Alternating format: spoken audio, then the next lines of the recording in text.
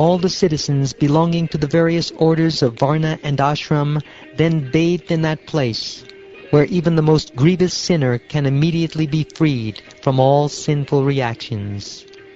Next, the king put on new silken garments and adorned himself with fine jewelry. He then honored the priests, assembly officials, learned Brahmins, and other guests by presenting them with ornaments and clothing. In various ways, King Yudhishthira, who had totally dedicated his life to Lord Narayan, continuously honored his relatives, his immediate family, the other kings, his friends and well-wishers, and all others present as well. All the men there shone like demigods. They were adorned with jeweled earrings, flower garlands, turbans, waistcoats, silk dhotis, and valuable pearl necklaces. The lovely faces of the women were beautified by their matched earrings and locks of hair, and they all wore golden belts.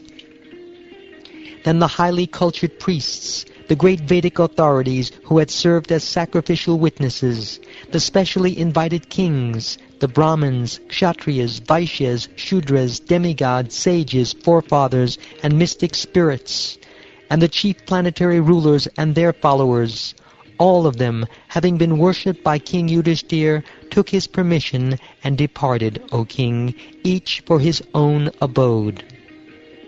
As they all glorified the wonderful Rajasuya Yajna performed by that great saintly king and servant of Lord Hari, they were not satiated, just as an ordinary man is never satiated when drinking nectar. At that time, Raja Yudhishthira stopped a number of his friends, immediate family members, and other relatives from departing, among them Lord Krishna. Out of love, Yudhishthira could not let them go, for he felt the pain of imminent separation.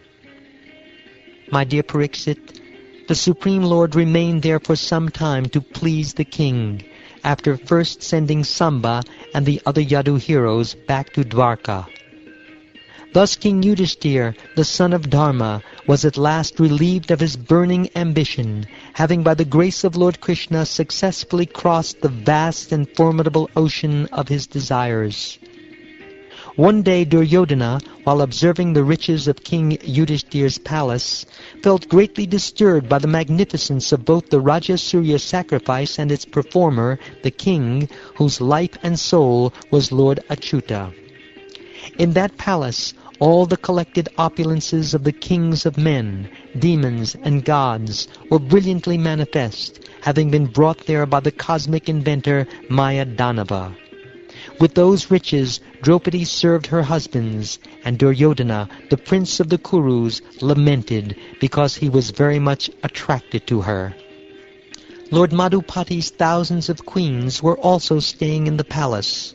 Their feet moved slowly, weighed down by their hips, and the bells on their feet tinkled charmingly. Their waists were very slender, the kumkum from their breasts reddened their pearl necklaces, and their swaying earrings and flowing locks of hair enhanced the exquisite beauty of their faces. It so happened that Emperor Yudhishthira, the son of Dharma, was sitting just like Indra on a golden throne in the assembly hall built by Maya Danava. Present with him were his attendants and family members, and also Lord Krishna, his special eye. Displaying the opulences of Brahma himself, King Yudhishthira was being praised by the court poets. Proud Duryodhana, holding a sword in his hand and wearing a crown and necklace, angrily went into the palace in the company of his brothers, O king, insulting the doorkeepers as he entered.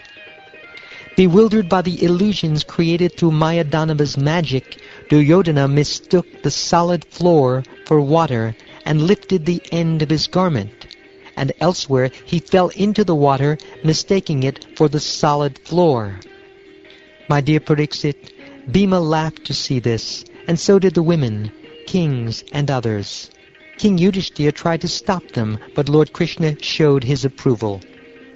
Humiliated and burning with anger, Duryodhana turned his face down, left without uttering a word, and went back to Hastinapur. The saintly persons present loudly cried out, "Alas, alas!" and King Yudhishthira was somewhat saddened. But the Supreme Lord, whose mere glance had bewildered Duryodhana, remained silent, for his intention was to remove the burden of the earth. I have now replied to your question, O king, concerning why Duryodhana was dissatisfied on the occasion of the great Raja Surya sacrifice.